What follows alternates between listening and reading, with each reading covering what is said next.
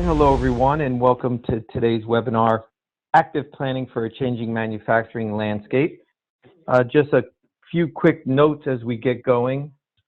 Lee, today's event is being recorded for future viewing, and we can send you a copy of these slides after the event. We should be finished right in about 45 minutes, and during that time, just so everyone knows, you're going to be muted, but if you do have a question, go ahead and type it into the Q&A section. We'll try to answer them as we go along, but that's not always easy in such a short webinar, so we can certainly answer them afterwards. For some on the call, I know you're here out of curiosity or sort of general education, and some are here because you have an initiative in the area. Either way, we certainly would appreciate you just taking maybe 15 minutes with us over the next week or so for a chat. So in the next day or so, myself, one of my colleagues will reach out to you and send you a quick 15-minute invite. We hope you choose to accept that. All right, so on the screen now, you're seeing your presenters. I'm Ken DeCessa. I'm an account executive going on 8 years with Revelwood, selling FP&A solutions, Workday Adaptive Planning specifically. In the middle there is Lee Lazaro. He's one of our planning practice leaders. He's got over 20 years of FP&A consulting and implementation experience. And last but certainly not least, Brian Combs. He actually leads our adaptive planning implementation team with, 15 plus years of FP&A experience, having worked in corporate FP&A environments and most recently running worldwide planning for Hertz Rental Car. So a few quick notes on our agenda today. I'll be talking just for a few minutes about Revelwood and about the planning solution itself, and literally will be just a few minutes. Lee's going to go into some specific FP&A discussions about FP&A activities and how adaptive planning might address those relative to manufacturing companies. And then Brian's going to spend most of the time today tying it all together with a demo. And then we'll do a quick wrap up at the end, just some things to consider when you're thinking about FP&A and automation.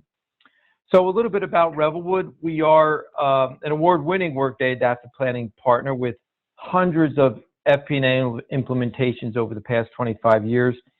We work with actually small, mid-enterprise, and large enterprise companies, so it really runs the gamut.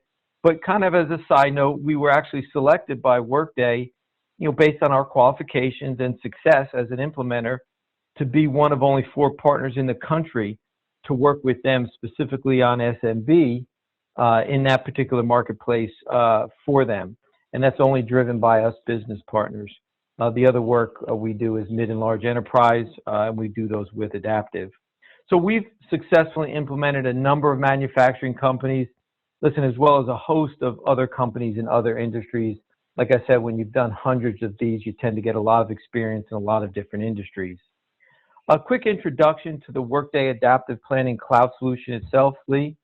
This is a platform that allows basically every function in your organization to plan.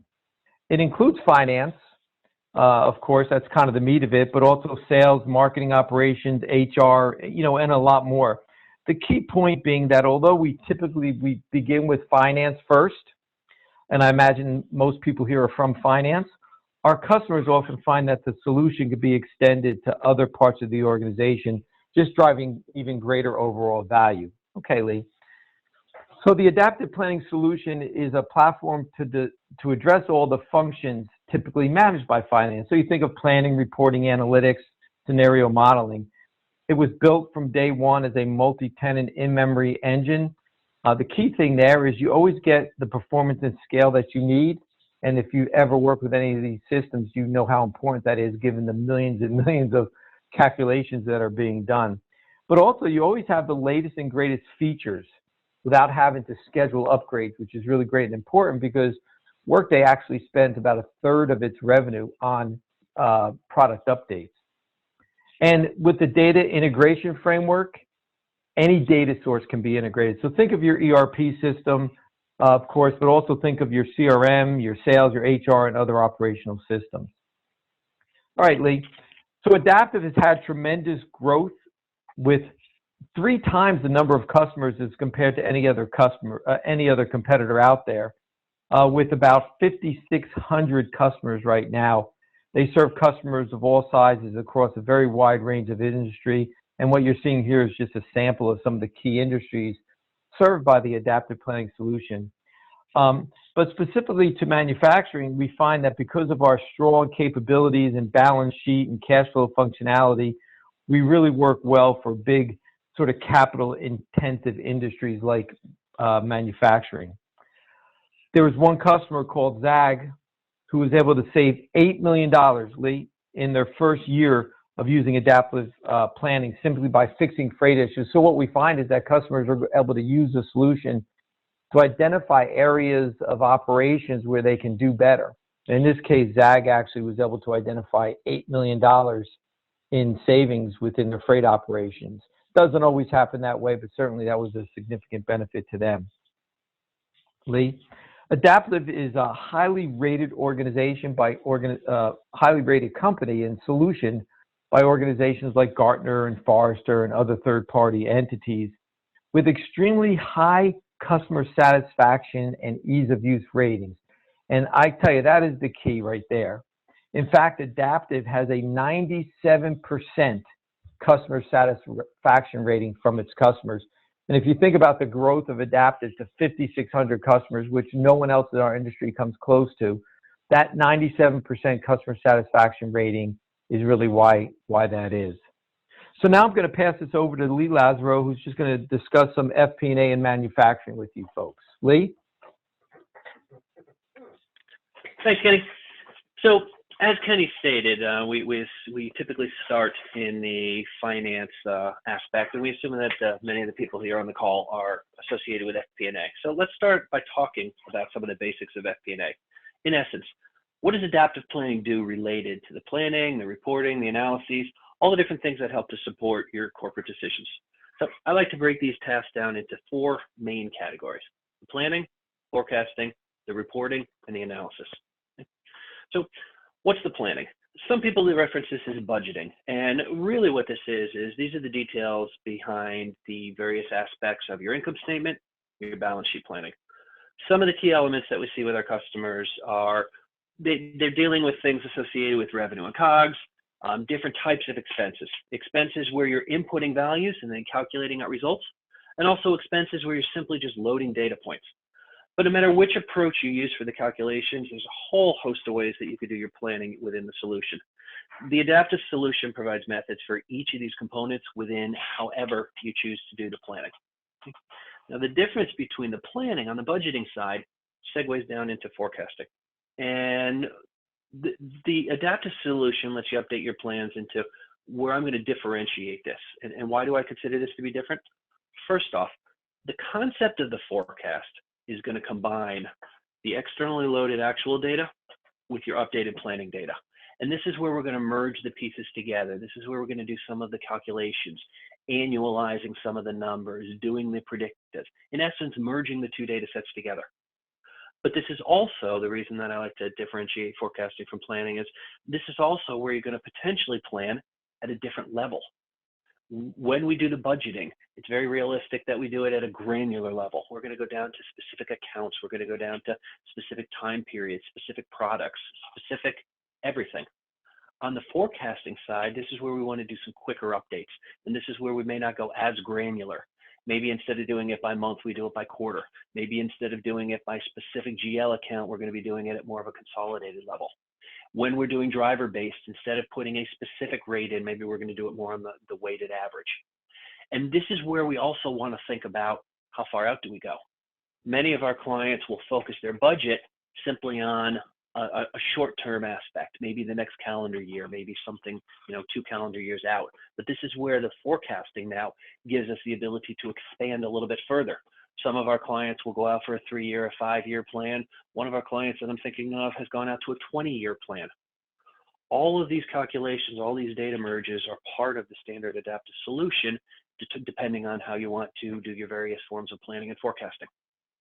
And the reason that we do those planning and forecasts are so that we could start reporting.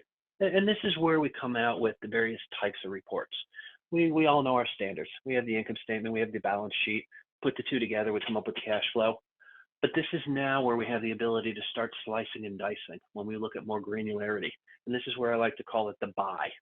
Maybe we want to take a look at our data by department. Maybe we want to look at our sales revenue by person. Maybe we want to look at some of our COGS aspects by product. And this is where we have the ability to do that slicing and dicing. And these are some of the reports. These are some of the aspects that you're going to see in the demo today, how we're able to input at one level, calculate and consolidate, and then slice and dice at something a little bit different. And why do we do all this? Final piece is to then do the analyses. This is where you're going to put it all together.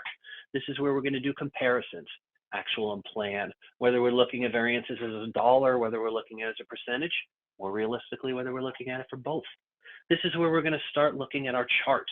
We're going to see trends. We're going to see seasonality. This is where our line charts and our bar charts and some of our scatter diagrams and things like that are going to come into play. But most importantly, this is where we have the ability to do what I like to call our what ifs. We don't want to limit ourselves to a single plan. Variables happen. We want to use this to create multiple plans. Best case, worst case. Maybe we want to look at potential outcomes. Everybody knows that over the past year or two, between COVID and all the various things going on in the world, nobody could have planned for that. This is a great opportunity to think about best case and worst case, but it's also an opportunity for us to think about a third piece that not everybody always comes into play for, the most likely. Everybody always thinks the two extremes, best and worst, but most likely is something in the middle where we can use to plan against. Okay.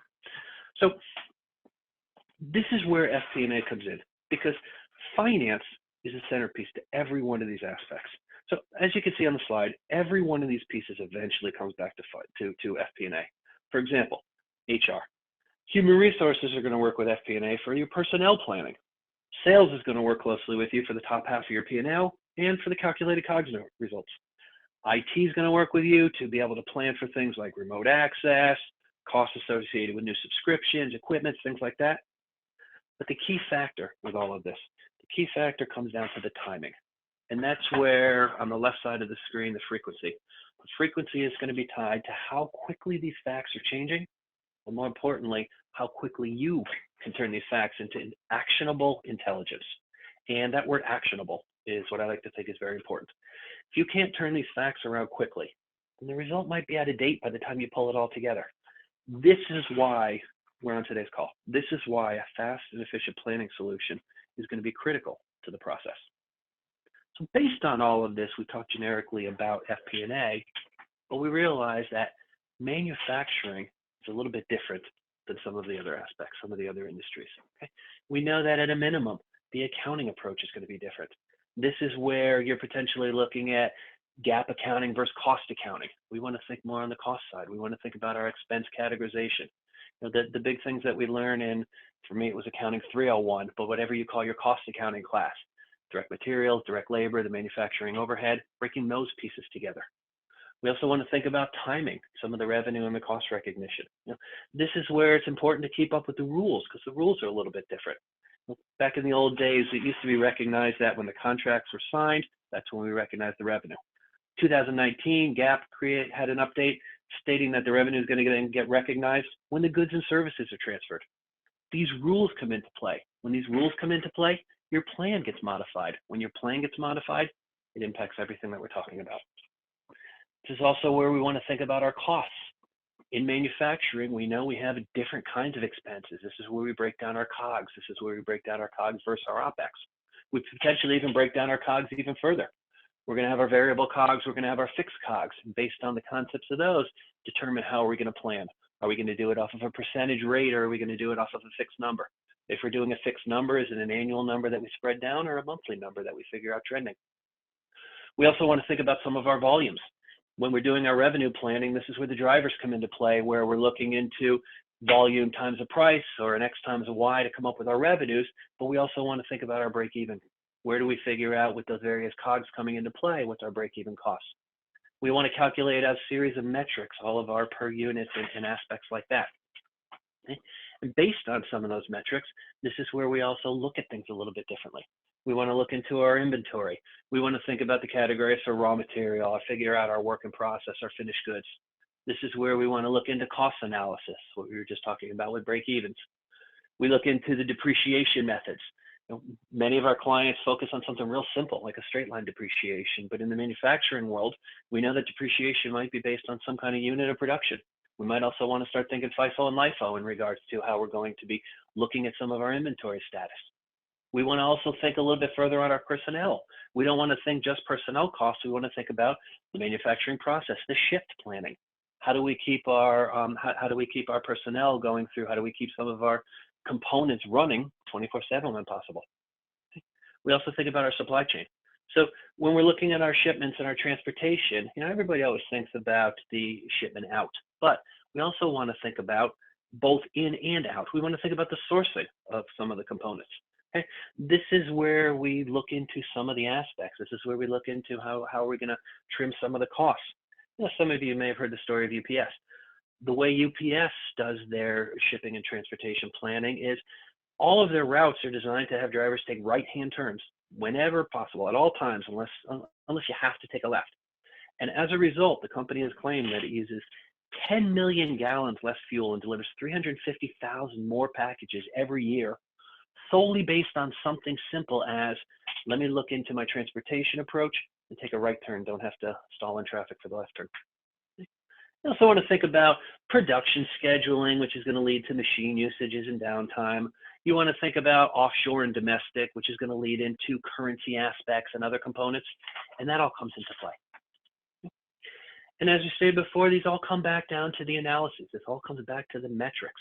So these analytics lead into the specific metrics that are applicable to the manufacturing environment. This includes on the product side, we're going to think about the manufacturing cycle time. From the order to the product release, this is where we want to analyze a little further into the WIP. This is where we want to analyze a little bit further into finished goods. We want to think about our absorption. In essence, how do we want to account for our fixed costs? Are they allocated into the period when the product is produced? Are they going to get allocated when the product's sold? We want to think a little bit about the compliance in regards to accidents, near misses, comparative to OSHA averages.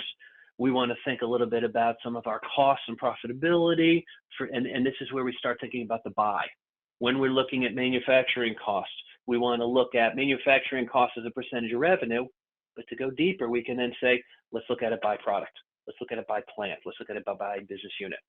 Let's look at it by product and by plant. Merge the pieces together, and this is where the slicing and dicing starts to come into play.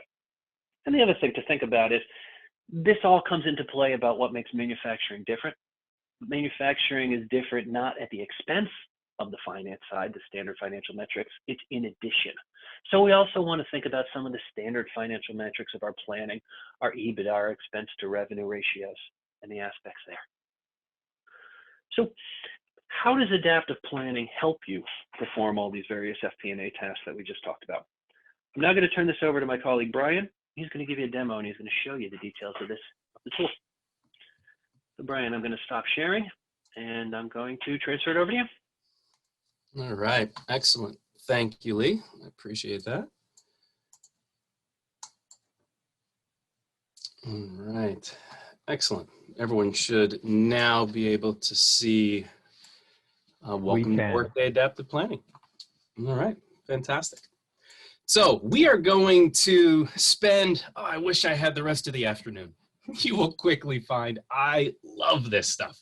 So as mentioned earlier, my name is Brian Combs. I lead Revelwood's Workday Adaptive practice from our pre-sales and demos on through the services implementation side.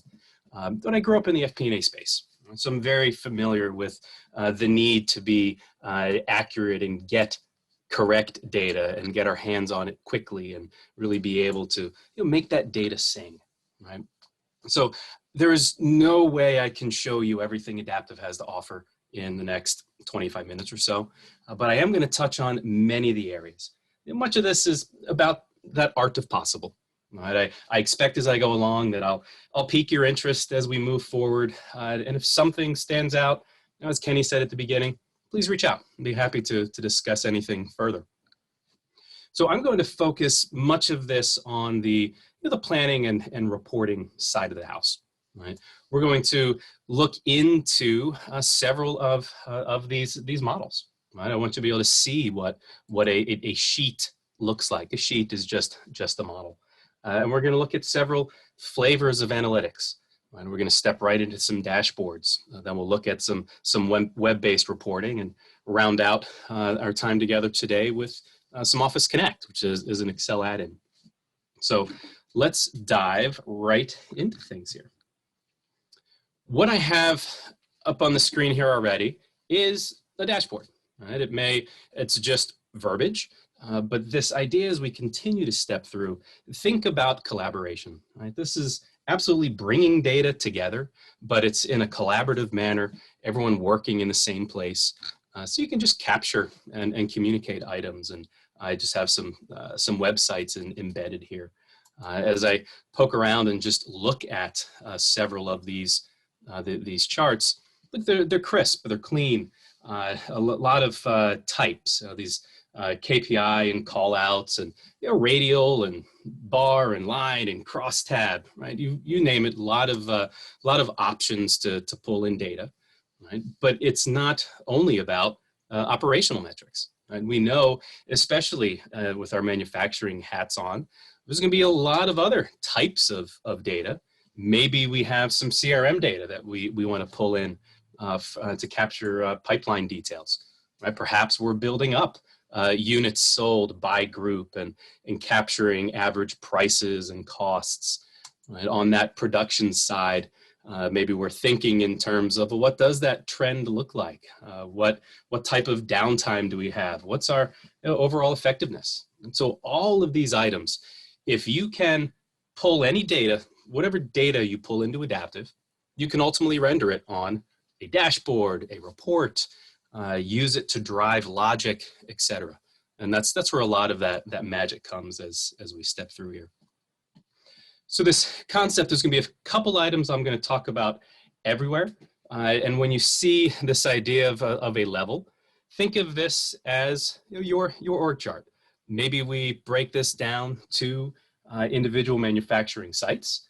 We build up by plant, and then you can start to assign different operational metrics by plant and costs by plant. Right? All of those items are possible and we see built up often. This one is set up with my obligatory corporate departments, and I have some operations. I'm multinational here, and so for those of you that do have business overseas, right, we can certainly utilize Adaptive to perform that currency exchange. Every base member is tagged with its given local currency, and that opens up another whole host of options for you. And they're always across a version, right? Our ability to truly understand our business is largely driven by that scenario analysis, right? So everyone on the phone here can spin up a new version. It's a 60-second exercise to spin up an exact duplicate that has all of the same rules and rates and formulas, and maybe you're updating some prices or some given costs, and then immediately see it move downstream for you. Right? All of that just rich analysis is aided with versioning. You're going to see a lot of dimensions. Right? This idea of being able to create unlimited dimensions. Anytime I need to capture data by some more granular concept than maybe simply my GL account, you're going to spin up another sheet and you're going to include the requisite dimensions there. And once you do that, you can have an experience such as this. I'm looking at my total company and looking at that top line revenue. Well, maybe we're in a meeting and we're trying to understand, well, what's going on? Where did this come from? Talked about all of these being dynamic. Every time I'm clicking on this and just choosing level, it's traversing down that parent-child hierarchy that we discussed a moment ago. Maybe you're down to that base member, and again, this might be the plant, right, however deep you choose to go, and when that setup happens, and we'll work closely with you to ensure we get that right spot. But we built our revenue here across multiple dimensions. One of those being product. And we'll take a peek into this before we end today. And we not only did it by product, we did it across customer, right? Those buys that Lee was talking about before. So as you continue to bifurcate your data and get as granular as you want, it's just at that point we link it back to my revenue account, and that is what automatically creates this drill path. Right? So that ability to just follow the bouncing ball, right? Wherever the analysis dictates. Just extremely powerful within Adaptive. So charts look great, but we need to look at data, right? How do we get that data? Where does the data come from? The primary way that we are updating data is in these sheets, right? I mentioned that term sheet. Think of each of these just as a given model, right? This could be an Excel model you're doing today or a given tab. What I'm looking at here is just a basic sheet. Shows me some accounts on my row set across my months in the columns. And always, I'm going to have a level and a version. You see in the upper right there. So when I have this set up, you see a lot of intelligence off the bat. And you'll see this type of intelligence baked into the system throughout. Some of these you see have a gray background. That means they're locked. They're locked primarily because that forecast or plan doesn't occur here. It's on a supporting schedule. And we'll look at several of those. Some of these are locked because they're actuals. That's denoted by these green numbers. So picture all the games we play today trying to marry up our actuals with our forecast. Remember, I'm in my forecast version here. I would say I'm working on my April CE, right? That April current estimate. You may call it your 3 and 9, your April reforecast, right? Whatever your vernacular. There is a drop down in my version setting for forecast that right now says April. As soon as my April actuals are loaded, I change that drop down to May. I come right back to the sheet and refresh, and it overlays those actuals. Now I'm looking at my 4 and 8. Right? So your ability to just reforecast and step through the system, really aided by a lot of that just innate logic that's baked in. Items that have a blue triangle, they're formulaic in nature. This one being a very simple formula. I'm the account on the personnel sheet called salary. Right? So there's a supporting schedule that we build those salaries up. Sometimes we just have basic numbers and we're simply going to input them. Right? I just typed 1500 and now I'll do Control C, Control V, and a lot of those keyboard shortcuts that we're aware of. In this case, I just said copy it to the end, so it moved that all the way out for me. Maybe there are numbers real quick that you simply want to adjust. I see a given item. Let's say I want to bump it up 10%. Right? This type of interaction you'll see on every one of the sheets that we're going to step into. And then these subtotals even. Right? There's times that I don't necessarily know by month, but what I know is my budget said 35,000 or my prior estimate said 35,000 and there's no way I'm going over that. Right? This idea of plugging a number directly into that roll-up, it natively brings up these breakback options. Right? So a lot of ways to just get data in, manipulate it quickly, create updates. Right? Those I say proportionally, and it simply spreads it for me. You can input notes at any point. I'll just say I have a new contract. Right? That note is now saved at that intersection and can in turn be rendered on reports, and it's simply here, right, to be understood and consumed. I mentioned any time that I need some incremental granularity, I'm going to create some other sheet that has more details. Right? One of those that I'll show just to highlight that real quick, I'm just flipping over to my marketing, right? And with typical marketing, maybe you're just looking by account. Well, you see my marketing accounts are locked. And this is just a nice visual and a concept of what we mean by those supporting schedules. In this case, I just clicked on this concept of Cell Explorer. Absolutely love this. Always will give you incremental context on what we're looking at. So I can see that 5,000. It's dynamic, as with everything else. And as I click on it, I start to see even more details. I say, oh, that's right. This was built up, in this case, by campaign. And more important, I see right here exactly where it came from. So I can click on that and follow this all the way back into that marketing plan. Right, so this concept of being able to have any account, maybe to begin with, it's a straight input. And then as you grow and scale, you start to create more process around it. Picture an experience where your marketing team is determining, well, what type of campaign do we have going on, and what given name is it? And more importantly now, what product is it supporting?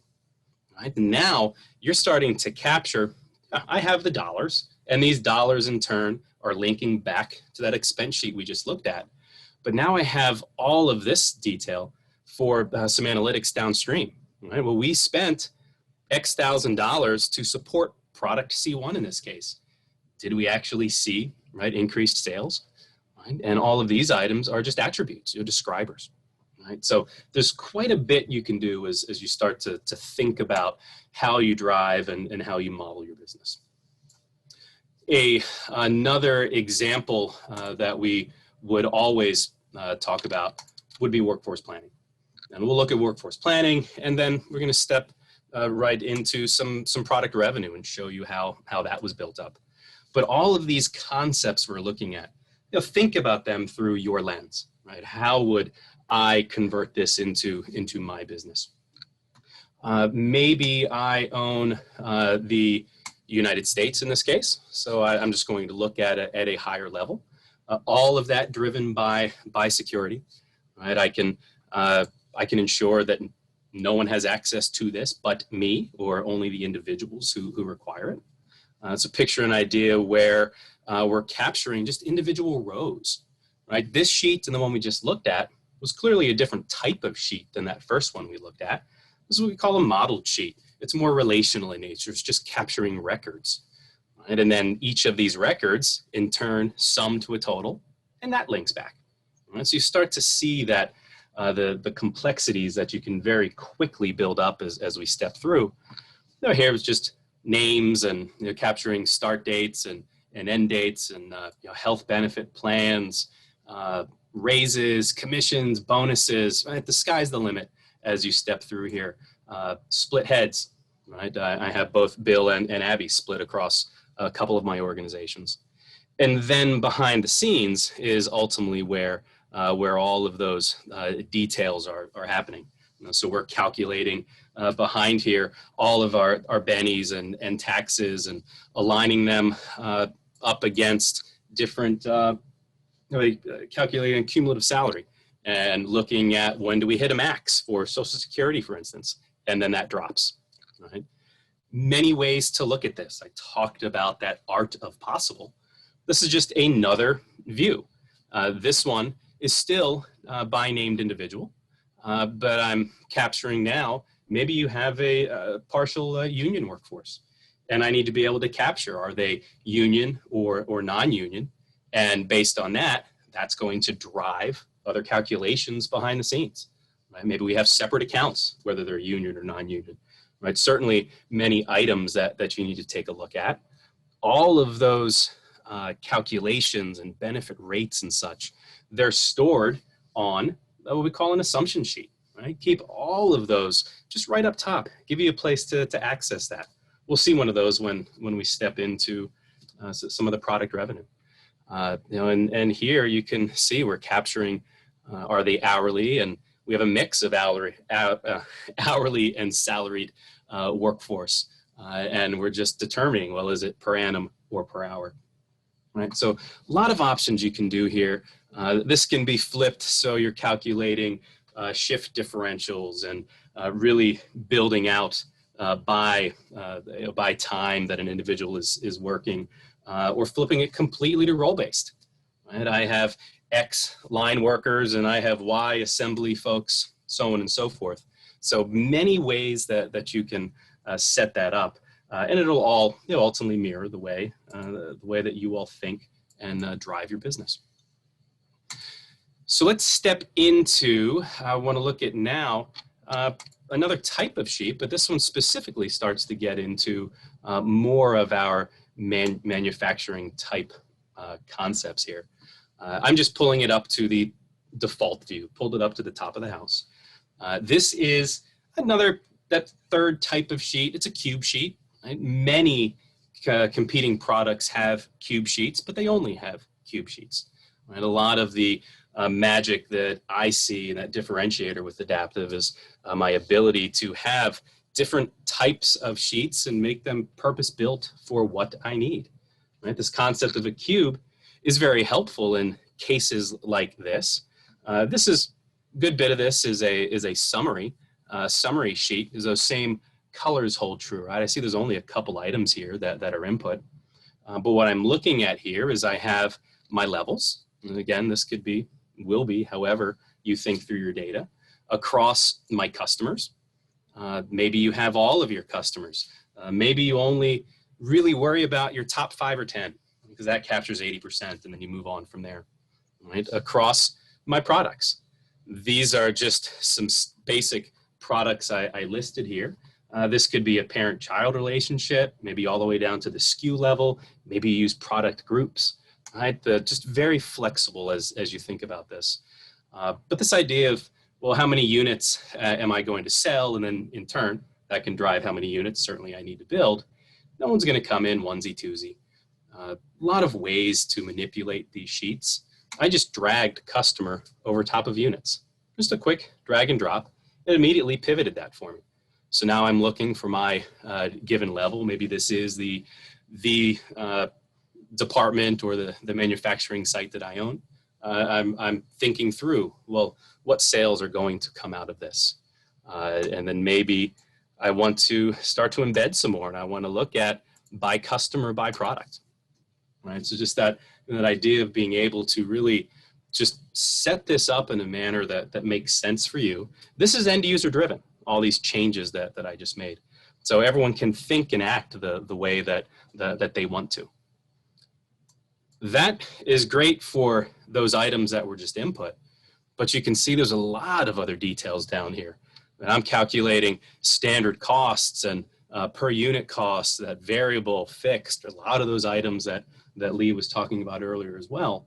The way that I'm driving them in my case here is just using an assumption sheet to capture all of my sales drivers. We'll get another way to do it as well, but there's many ways this can happen. You know, in this case, I just have another one of those cube sheets where I'm capturing my price per unit here, per product, the materials cost per unit, my labor, my overhead, right? So all of these can be set up, aligned, again, with the types of costs that you have. You can customize it as you see fit. And then at that point, it's just an A times B. I've already captured all of my prices and costs at this point here. And then in that other sheet that we were just looking at, I'm just multiplying, right?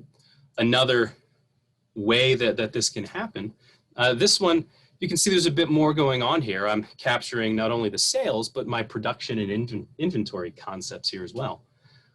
Right? Again, a cube sheet. This one is wholly a summary sheet, but this one is a case where I built it up by level, by product, but utilizing standard costs and bill of materials.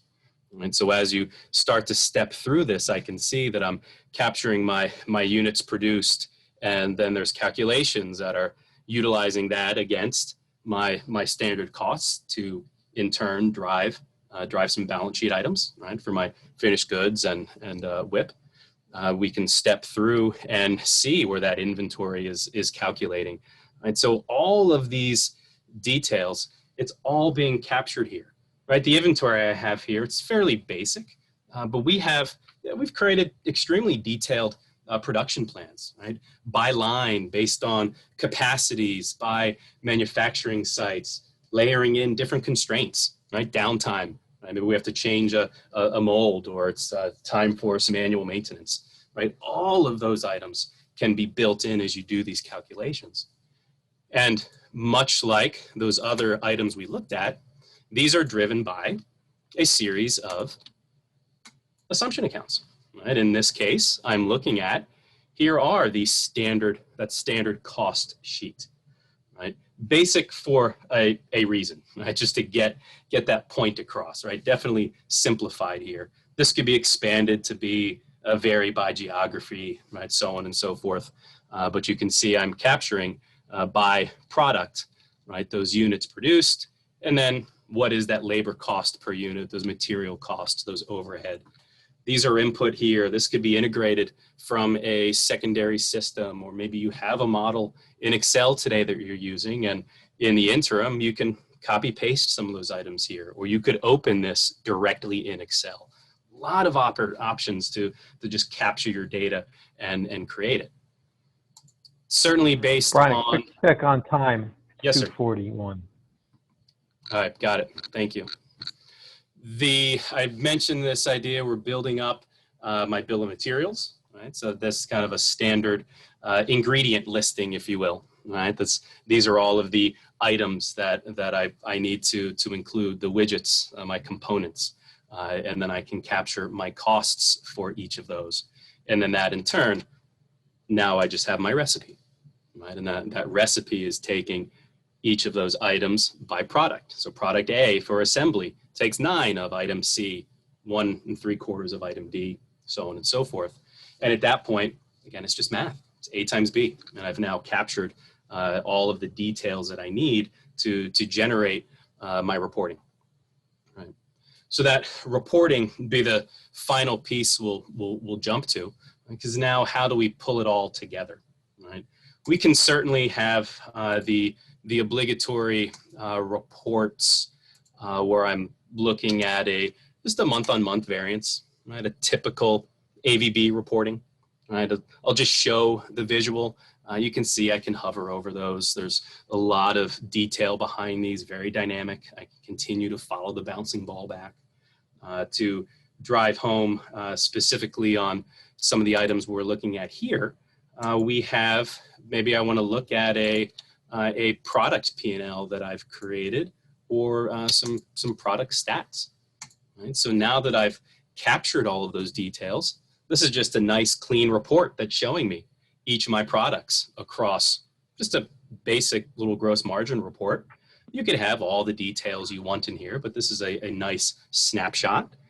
And then for some of those metrics and such that Lee talked about, well, now maybe I want to look at by product these stats, right? There's the units produced. Here are all of those per unit costs that we talked about, right? Just a lot of rich detail and rich data included in here. So very powerful. Truly, the sky is the limit as you go through this. As I mentioned, I can go on all day about this. I absolutely love it. The only last piece I'll even mention, I talked about Excel and this concept of Office Connect. This does allow me to connect directly to my adaptive instance. And so everything that just highlighted is a direct connection.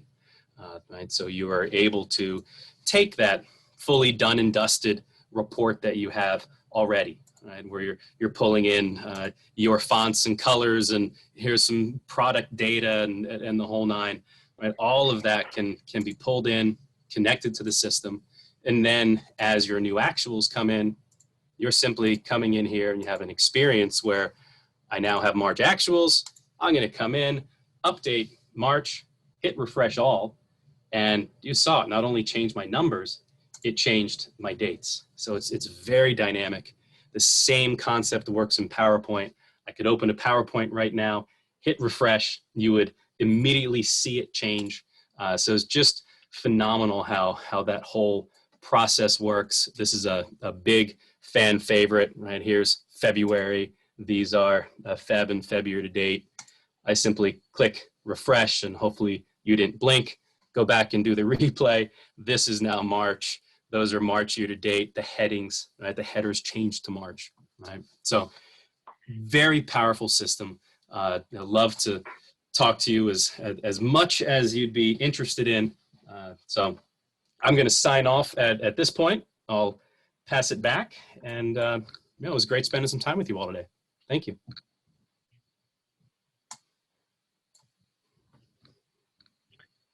All right, let me bring it back up to the deck. Great. Folks, we just have Thanks, a Brian. couple more minutes of wrap up here. Yep.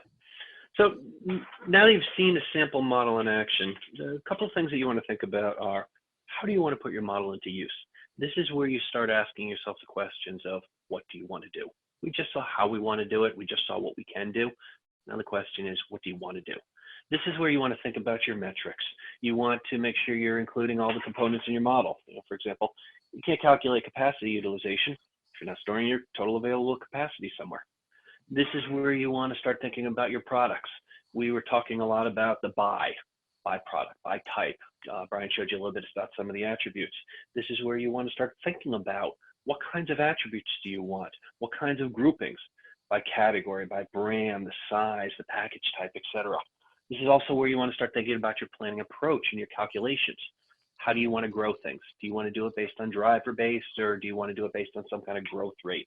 When you're looking at your compensation in your workforce, do you want to look at it by specific person or average head count, or even both?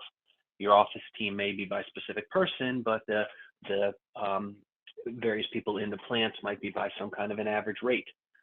How do you want to think about your time? How do you want to think about your various rates? All of these aspects are the details that could be stored in your model, and all of these things are the pieces that you want to design when you're implementing the adaptive solution. But you also want to think about this. This isn't just a way to replicate your existing process, your existing modeling, your existing reporting. This is also the great opportunity for you to reassess. What are you doing right now? Think about your reports. This is an opportunity to clean up your reports. And this is actually a key task during the implementation. Review your existing reports, figure out what you really need. And the way I usually recommend that is organize them, break them into must-have, nice-have, and things that can be eliminated. And this is where you make the determination of that. But be very objective. Don't be biased in regards to it. Think about what really are the must-haves. You know, we've had examples of clients during an implementation. We had one client who told us they had over 1,000 reports to be recreated. So we reviewed it with them, we optimized, we pushed back a little bit on that definition of must-have, and that same 1,000 reports, we broke it down to 98 reports. We found that not only were many of these reports not needed, but we had a series of reports that were being produced that nobody was looking at. There was no benefit to it, and people just didn't look at it. This is also your opportunity to redefine your overall process. Think about your planning process. Think about your requirements. Okay? Think about your details. We had one client who initially wanted to plan by each individual sales contract. They eventually decided that was way too great, or far too granular. It was too hard for the users. So they changed that process. Great results. Faster budgeting process, quicker results. Actually turned out to be much better detail than going down into each individual one.